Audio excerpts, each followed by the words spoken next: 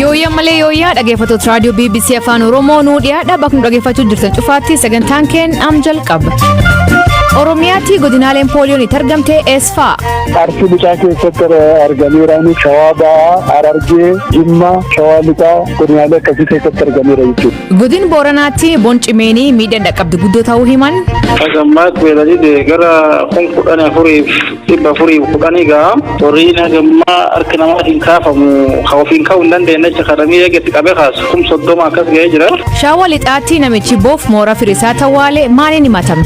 Nama raatessuudhaaf bofa kana bifa namatti moruutiin kan inni seera jalatti ilaalamee qajeelfama qaba warri mana murtii waan isaan ilaalanii. Kanaaf oduu dabalatan waliin tura an Asli Galgaloo. Dhaggeeffattootni oduutiin jalqabaan haleellaan xiyyaaraa torban kan keessaa guyyaa afuraffaa fi magaalaa Maqalee keessa raawwachuu mootummaa fi finciltoonni Tigraay himan. Mootummaan akka ibseetti xiyyeeffannaan haleellaan raawwatame kana bakka leenjii TPLF bakkichi adoo seeraan alaanee bakki TPLF namoota qacar ta'uun dura bakka leenjii raayyaa ittisa biyya ture jedhu mootummaan Itoophiyaa. Dabalataan bakkichi garee shororkeessaa fi wiirtuu neertookii ta'uun tajaajilaa jechuun ibsa. Dubbi himaan TPLF Getaachoo Radaan haleellaan raawwachuu malee odeeffannoo bal'aa hin qabne Rooyitasiif hima. Oduu wal fakkaatuun haleellaa xiyyaaraa guyyaa irra raawwateen wal qabatee xiyyaarri UN ka qarqaarsfee gara Maqalee imalaa ture haleellaa kanaaf jecha aduun qubatinii gara Finfinnee deebi'uun gabaafama. Dubbi himaan sagantaa nyaata addunyaa balaalliin qarqaarsa namooma ganam kana buufata xiyyaara Maqalee aduun qubatinii deebi'uu BBC'tti hime. Eejensiin oduu AFP'n ammoo dubbi hima mootummaa Itoophiyaa Dr. Lagaasa Tuluu dubbisee deebii argateen mootummaan Itoophiyaa balaalliin UN naannichi jiraachuu qubqabaa ture jedha. Haa ta'u malee balaalliin waraanaa fi kan UN yeroo isaanii fi kallattiin isaanii gargar ture jedha.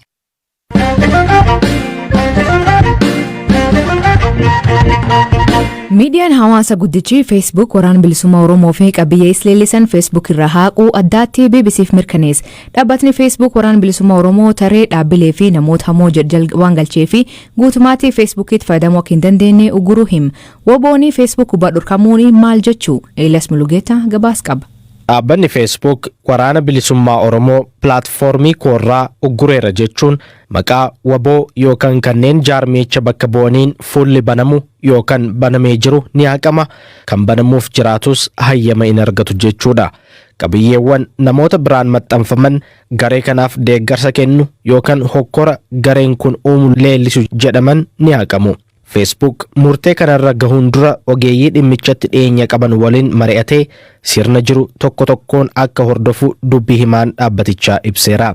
Murtee Facebook kana ilaalchisee yaada qaban akka ibsan BBC'n dubbii himaa waraana bilisummaa Oromoo Odaa Tarbii dubbisee murtee kana quba akka qaban himaniiru. Murteen kun gareewwan adda addaan sagalee saba Oromoo fi cunqurfamtoota biroo ukkaamsuuf dhiibbaa duula propagandaan dhufedha jechuunis ibseera. Itti dabaluunis biyyattii keessatti gareeleen mirga namoomaa sarbuu fi ajjechaa raawwachuuf kan ragaan irratti dhiyaatu biroon bilisaan Facebook osoo fayyadamanii waraana bilisummaa Oromoo propagandaa bu'uura hin qabneen ugguruun imaammata Facebook irratti eenyu dhiibbaa gochaa akka jiru agarsiisa jedheera. Imaammanni jaarmiyaalee fi namoota hamoo Facebookii imaammata jaarmiyaalee shororkeessoo garee jibbaa fi jaarmiyaalee yakkaa dabalatee qaamolee biroo ilaallatudha. Dhaabbanni Facebook imaammata isaa kanarratti hundaa'uun qaamolee miti mootummaa hokkora uuman jechuun erga farajee akkaawuntii jaarmichaa fi qabiyyeewwan garee sanaaf deeggarsa agarsiisan akkasumas miseensota isaanii beekamoo Facebook irraa nan uggura jedha. Qabiyyeewwan maxxansa Facebook kanneen sochii hokkoraa jaarmiyaa kanaa leellisanis ni ugguramu jedheera.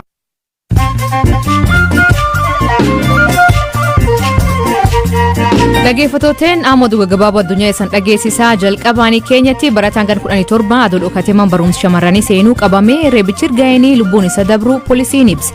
Barattoota dhokatanii seenan jaheessa barataan kutaa 12ffaa kun istook ture. Barattoonni 5 miliqanii qabam kunin barattoota aaranii fi hojjetootaan tumame. Lammiileen Kanadaa cabbir mucucaatanii kufan bulchiinsa magaalaa himachuu danda'u jedhu manni murtii waliigal Kanadaa manneen qopheessa magaalota cabbii daandiirra kaasuu dhabuun yoo namni miidhame bilis hin ta'an jechuun gaaf kamisaa mure. Ogeessonni wallaansa baqaqsanii hodhuu US kalee booyyee milkaa'inaa namaaf jijjiiruu danda'an milkaa'inni kun Gar fuulduraatti hanqin kutaa qaama gumaachuu furuu danda'a jedhanii abdatan. Namni wallaansa kan argate dhukkubsata sammuun du'ee fi ka abdii fayyi hin qabnee fi gargaarsa mashiiniin lubbuun isaa turfamee jedhan. Warseesii maqaan isii Naajjo jedhamtu ka umriin isii waggaa 32 keenyatti sagantaa sanyii warsees ardii addunyaarra badee baraaruuf keessatti haadha hormaata ta'uun tajaajilaa turte sooran baati.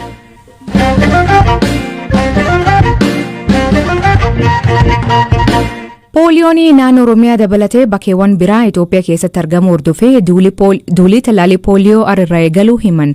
Hooganaan itaanaa biiroo fayyaa Oromiyaa obbo Darajaa Abdannaa bara 2019 irraa kaasee haga waxabajjii barkanaa daa'imman 61 pooliyoon qabamu is keessaa 40 naannoo Oromiyaa irraa hima. Itoophiyaan bara 2017 pooliyoo irraa bilis jedhamte turte. Ta'am deebitsuun goskamii bakki inni argame eessfaa jedhe gaafadhe.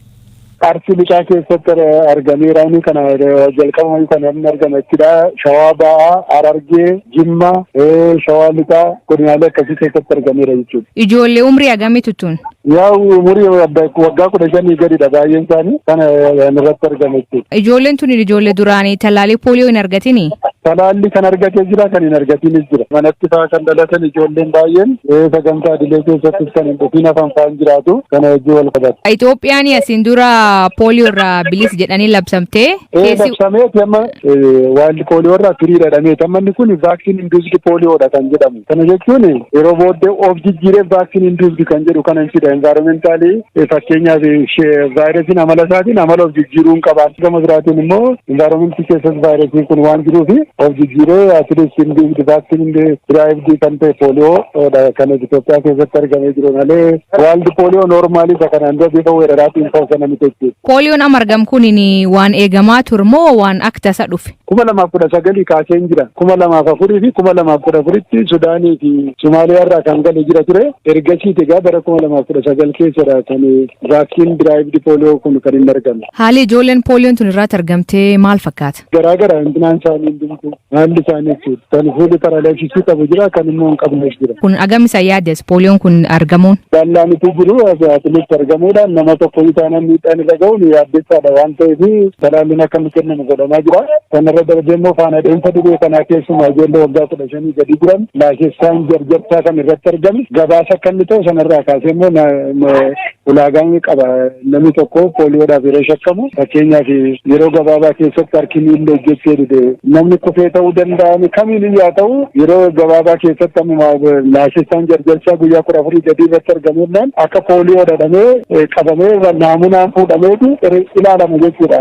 Namootuma laashaan hundumaa balaa kamiin yaa ta'u kamiin haa ta'u laakessaa ta'uu danda'adhame waan shakkamuufi qorannoo laaboraatoorii ergameeti ijoolleen kana kan argaman tokko sarveelaansii yookaan immoo faana dha'iinsa dhibee kanaa cimsuudhaan inni biraan immoo lafa rakkoon kun mudatetti yoo jiraate immoo duudhaan tajaajila talaallii kana akka inni ijoolleen argattu gochuudha jechuudha. Doozii dabalataa daa'imman waggaa 5 gadi ta'an manatti tajaajila kana akka isaan kan argatan gochuudha jechuudha. Istiraateejiin akka biyyaatti qabamee. Ulfaadhu obbo Darajee. Galatoomi.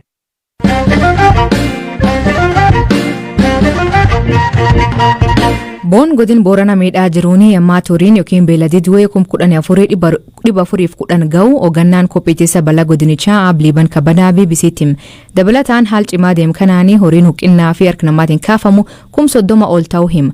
Du'aati horii fi kaasitii horii habaayatu malee deeggarsi karaa garagaraan uummata dhaqqabaa jiraachuu dubbata.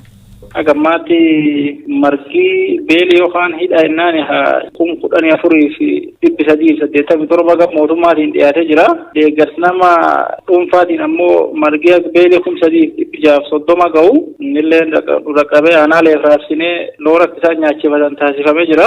Gam deeggarsi namaallee midhaan akka dansa dhufaa jiranii namni akka malee rakkatee jira. Innis deeggarsa ariifachiisa gaafannee akkuma gaafanneen nu eeyyamanii geejjibsiifamuu jalqabanii jiranii. Gam raabsa bishaanillee bootti gaafannee boottii nagaa 15 geettu fuula cufaa gargar qoqqoodamtee bisaan raabsuu jirti.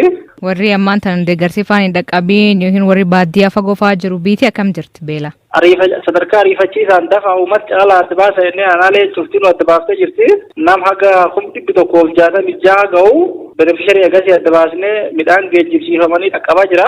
Qaayii guddaan ammallee deeggarsa barbaadu waan nyaata beeladaati. Lafti fuul rooba qabdi. Aanaalee gariillee keessatti bokkaayyaa roobee jedhanii fuula cuuf waliin ga'e moo lafti akkam jirti? Fuula cuuf waliin hin geenye roobii kun silaa roobuu haa qabu iji tokkoon dur ture haga gamma ana inni keessa jalqaba ana afur qofa ana yaaballooti ana goomuleetii fi ana salsallee ana ilwayye ana le naannoo marsa yaaballoo kan callaa xiqqoo tachi godhe sullee godaansi gar jirchu faayyuu mooyaleetti nafne areerootti nafne dirree buluqitti nafne cuftinu buqqa'ee bishaan sun barbaada laf jiidha sun barbaada baay'ee godaansillee dabalee jira naannoo kanatti sila duumasi hin qaqqaba duumasi kaan akka doolessa jira xiqqoo akka dansa gargar namaan baasu humna roobaa hin fakkaata irroobu duumasi xiqquma kan qabbanaa'ee dabra yoo gizeen kara midhaqqabin taatammoo iveritiin akka malee cimaa deemti. Godin Boorana keessatti bisaan laf jal jiranii akka malee guddoo jedhanii dhiyen kana mootummaa naannoo Oromiyaa bisaan laf jala kana deebinee uummata urraa jedhanii akka eegalan ibsanii kuniin eessan baay'ee. Amma piroojeektiin neetworkii bishaan Booranaa kan laf jala eegatti dilloolle deemnee ilaallee jirra warra pirezidaantota kan naannoo waliin haalli hojiin isaa saffisaa jiraatu malee gammaatti fuul fankishinaali ta'ee hojiirri na oolle garuu naannoo dilloo kasoorsiin isaa jiru sanatti bishaan horii obaasu eegalee jira buufata 2-3 tokko irratti sentiriiwwan sila itti distribuut ta'uu qabu baay'ee isaa kan sila naannoo simuu yaaballoo sanirra ana salsallee ana areeroo yaaballoo itti distribuut ta'uu jira sun fankishinaali hin eegalle amma lafti baqasanii tuubboo bishaanii keenya kan sullee waliin hin ga'amne hojii isaa ariifachiisuu jiran garuu geessila sun kan yeroo hin dhuma taate furmaatii jiraachuu danda'an bishaaniitiin bishaan qofaaniti marrallee laf daangessanii oomishanii marri jallisiin bahee dafee dhaqqabullee godhuun hin danda'ama sun hojiillee eegalee jira kanaaf naannoo sunitti fulaa itti jalqabsuu yaayyuu obaasuu jalqabu malee bakka cufa waliin hin geenne jechuu barbaadeeti. Galatooma Biliiban. Galata.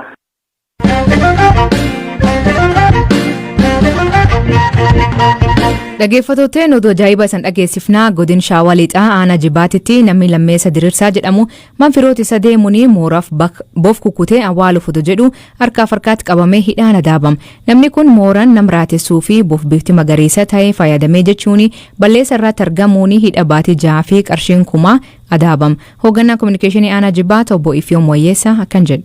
Namichi sun mana fira isaatiiti kan inni dhaqe aanaa dirree hincinni keessa ture dhaloonni isaa mana fira isaatiiti kan inni dhaqe fira koon dubbiseedheeti achi dhaqee galgalaadha tilmaama keessaa gara sa'aatii 2 wayiitiidha. Sanii booda xinnoollee maqaa amantii kana daa'effateeti waaqayyootu na ergee isiniifan kadhadhaa waan jedhu kanallee daa'effateeti. Achi booda waan qabatee dhaqe sana egaa boorsaa isaa keessa godhateeti kan inni dhaqe bofa sanaa fi wantoota biroollee qabatee kan inni dhaqeedha. Akka ibsametti qabatamaatti garuu bofa sana qofaadha kan harka isaa irratti qabame. Sanii booda erga nyaata nyaatee erga wantoota garaagaraa keessummaa'ee booda mana sana xiqqoo takka turee fincaa'ee jedhee gadi ba'ee yeroo inni qotee mana namoota keessummummaadhaaf dhaqe sana yeroo inni seenu qotee awwaaluuf yeroo inni jedhu bofa sana kukkutee waan jechuun yeroo inni ka'u harkatti qaban yeroo sana maatiin hin tachiisun jechuudha. Sana booda hin qabamee gara waajjira poolisii aanaa Jibaatiin dhufe erga dhufee booda hojii isaa ta'uu qabatamaatti baay'ee hamanee namoonni biraallee akka jiran maqaa namoota sanaa yoo dha'u baate namoonni biraa akka jiran kan ana caalan illee jiru waan jedhuun kan inni dubbachaa ture hojii kootii namoota kanaan dura rarraates illee jira waan jedhu bakka baay'ee hamaneera beektanii ofii isaatiif dubbatee jechuudha. Adeemsa himannaa isaa irratti maalitiin himatamee akkamiin adabamuu danda'ame? Haalli himannaa isaa